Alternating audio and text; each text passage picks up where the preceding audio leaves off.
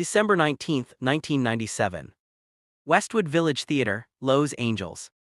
Flashbulbs crack like fireworks, the barricades tremble, security radios buzz with static and urgency, teenagers are screaming names that security can't even process fast enough. Leo, Leo, Leo. Inside the theater, the air is thick with perfume and expectation. James Cameron stands near the aisle, composed but electric. And somewhere in the wings, 23-year-old Leonardo DiCaprio adjusts his tuxedo collar and waits for the curtain to rise. You can almost feel the heat of it, the pressure, the sense that something irreversible is about to happen. Titanic premieres that night. Within weeks, it isn't just a film, it's a global event. It crosses oceans faster than the ship it portrays. It becomes the highest-grossing movie in history. And Leonardo DiCaprio, until then known for indie grit and raw performances in What's Eating Gilbert Grape and The Basketball Diaries, is no longer just a promising actor. He is a phenomenon. Magazines can't print fast enough, paparazzi stake out hotels, entire websites are built in his name, studio executives begin drafting offers before opening weekend numbers are finalized. Hollywood sees opportunity, endless opportunity. Romantic leads, franchises, blockbusters, sequels, $20 million paydays, endorsements, visibility everywhere. This is the moment most actors dream of. But something strange happens. Instead of accelerating, he slows down. In 1998, at the absolute peak of his commercial heat, DiCaprio does not immediately stack his calendar with massive projects. He doesn't become the face of every studio's tentpole. He doesn't flood the market with appearances.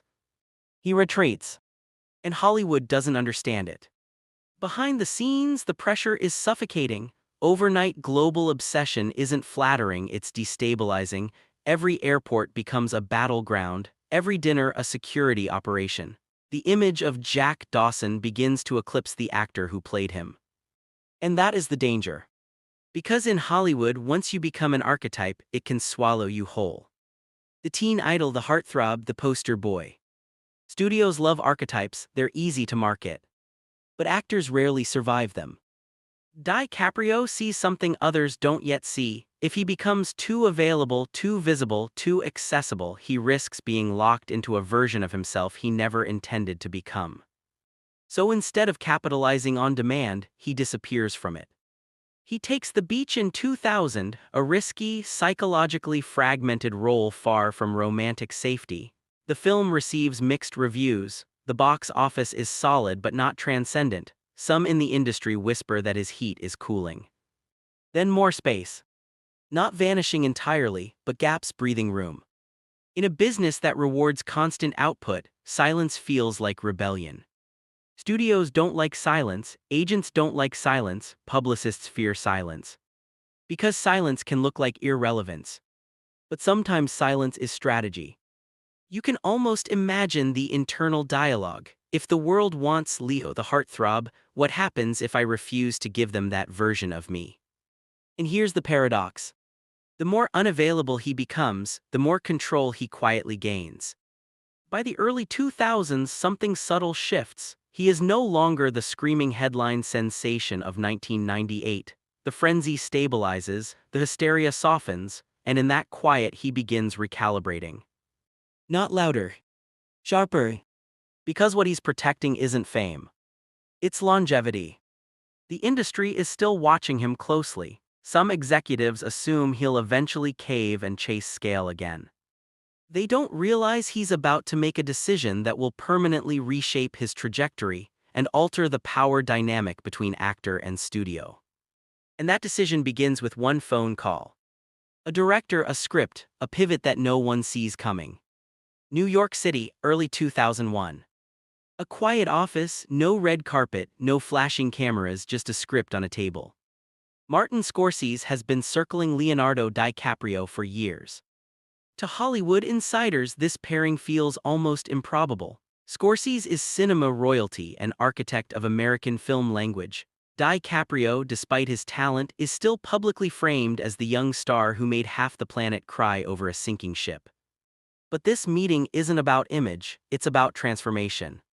The script is Gangs of New York. Brutal, political, violent, period-driven, risky. Not romantic, not safe, not designed to sell posters to teenagers. And that's exactly the point. You can almost feel the weight of the choice in that room, because this isn't just another film, it's a declaration. If DiCaprio says yes, he's aligning himself not with mass hysteria, but with cinematic legacy.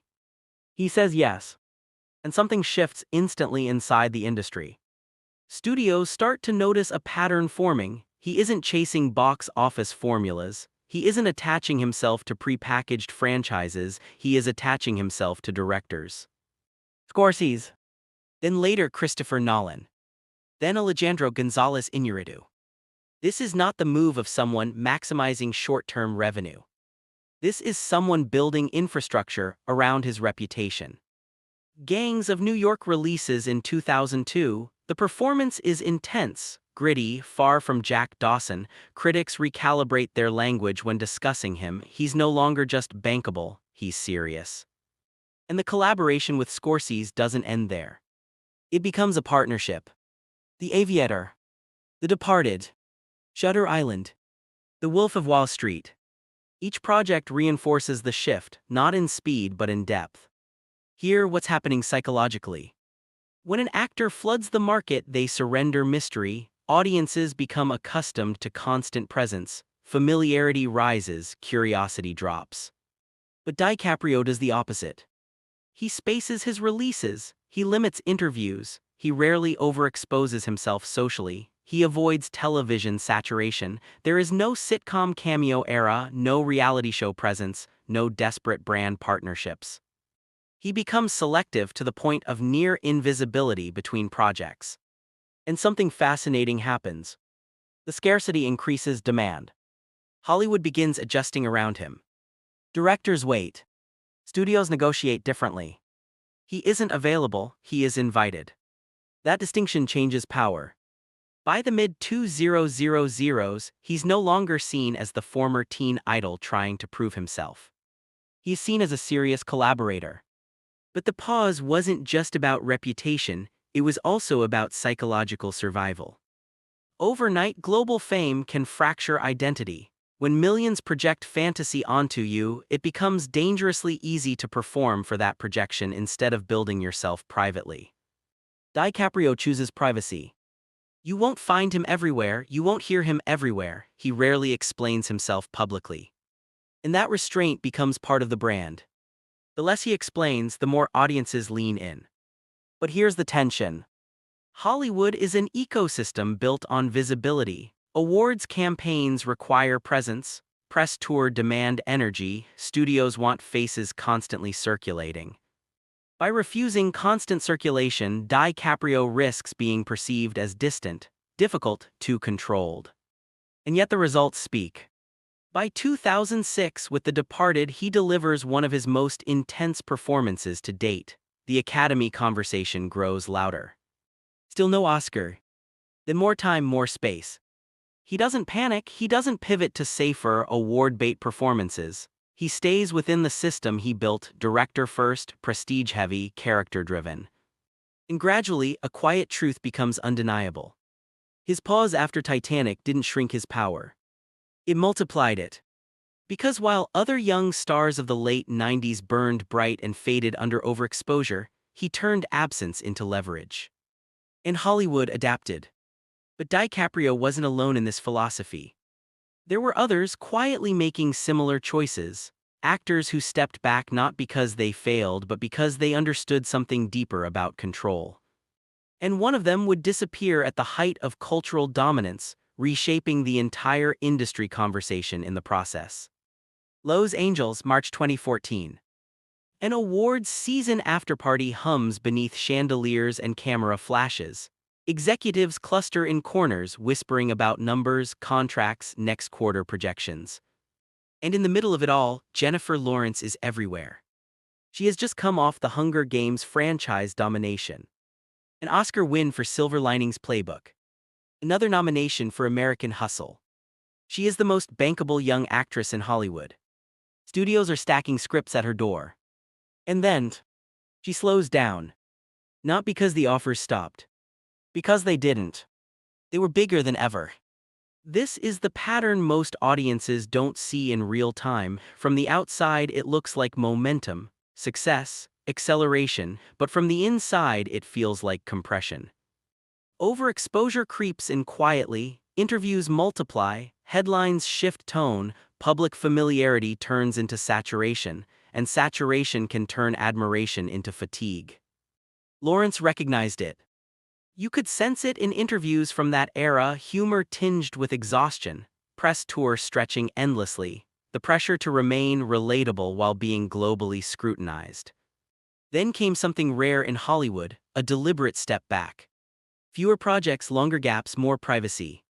No public meltdown, no scandal, just distance. And the industry responded the same way it did with DiCaprio years earlier, with confusion first. Why step back when you're at the top? Why create space when you could own every release calendar? Because power changes when you're not constantly available. When Lawrence reduced her output, she also reduced the noise surrounding her. The narrative reset. She wasn't the overexposed franchise star anymore, she was selective. Selective shifts perception. Scarcity restores mystique. And here's the psychological insight beneath both her move and DiCaprio. When the public consumes you too quickly, you become disposable. When you control access, you become an event. Absence sharpens anticipation. By 2018, Lawrence's presence on screen felt different, calmer, intentional, less about proving anything. The pause allowed identity to stabilize. And this isn't just about actors. It's about Hollywood's operating system. The industry is built on momentum curves: ride the wave, strike while hot, monetize peak visibility. But those who survive decades, not years, often break that rhythm. Look at Daniel Day-Lewis. He vanishes between films for years at a time, total immersion, total disappearance, and when he returns, it isn't noise, it's gravity. Look at Brad Pitt's mid-career recalibration. After tabloid saturation in the mid-2000s, he shifted toward producing, building Plan B into a powerhouse studio arm, less front-facing frenzy, more structural influence. Power quietly moved behind the scenes. This is the recalibration most audiences never notice in the moment. You think they've slowed down. In reality, they've repositioned. And there's something psychologically radical about it. Hollywood equates presence with dominance: be everywhere, be visible, stay trending. But these figures discovered a counterintuitive truth. Control can come from withholding, from stepping back, from letting silence breathe. When DiCaprio took long development gaps between films, it wasn't hesitation, it was filtration. Every project had to justify his return to public consciousness. And that requirement changed negotiations. He wasn't competing for roles. Roles were competing for him. That's the shift. The $100 million pause wasn't about money left on the table. It was about reputation equity gained over time. And when he finally stepped into The Revenant in 2015, bleeding, freezing, pushing himself to physical extremes, it didn't feel like an actor chasing validation. It felt inevitable. The Oscar that followed wasn't the reward for a single performance. It was the culmination of restraint. But here the lingering question. In an era now driven by social media, constant posting, algorithmic visibility, could that strategy still work today? Could a young actor in 2026 disappear at their peak and survive the silence? Or was that era the last moment when absence could still build mystique instead of suspicion? The answer may redefine how modern fame operates. January 2016. Dolby Theatre, Hollywood.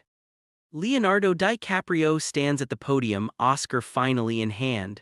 The applause feels thunderous but controlled, not hysteria, not frenzy. Respect. 18 years after Titanic, nearly 2 decades of calculated packing, of refusing to oversaturate, of allowing anticipation to build between carefully selected performances. In that moment you can feel it, the pause worked. But something else is happening beneath the applause. The industry has changed. Social media now feeds on constant output. Actors are brands, visibility is currency, algorithms reward presence, not patience.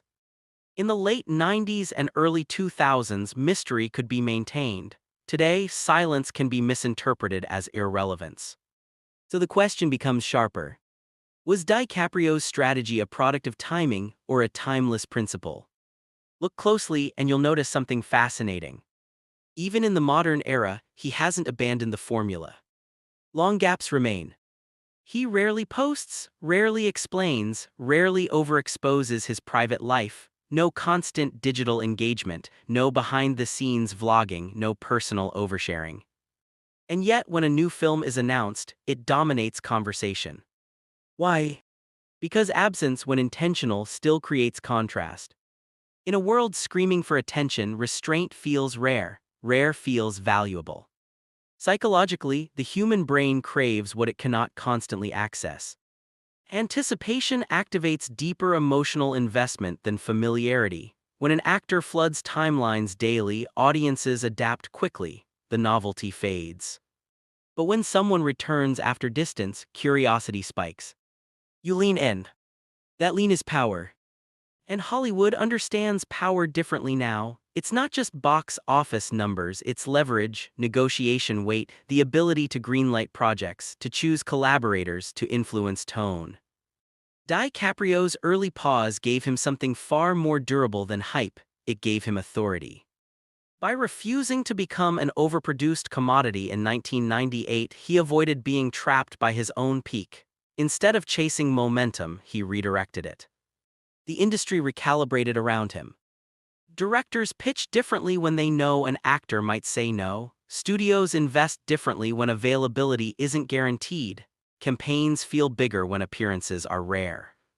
Scarcity forces respect. But here's the deeper emotional truth. Slowing down wasn't just strategic, it was protective. Overnight global obsession can fracture identity. When millions project fantasies onto you, it becomes dangerously easy to perform for the projection instead of evolving privately.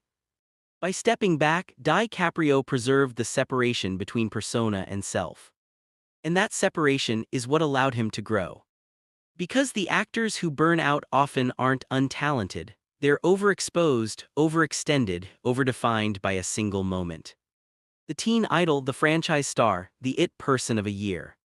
DiCaprio refused to become a year. He became an era. And that is the quiet redefinition of Hollywood power. Not dominance through noise, but influence through restraint. The $100 million pause wasn't an absence of ambition, it was the highest form of it. A decision to trade immediate saturation for long-term gravity. And here's the final reflection. In an industry built on constant acceleration, sometimes the boldest move is to slow down, to let the frenzy pass, to allow the noise to fade so the work can speak louder. Because when you control your visibility, you control your narrative. And when you control your narrative, you control your legacy.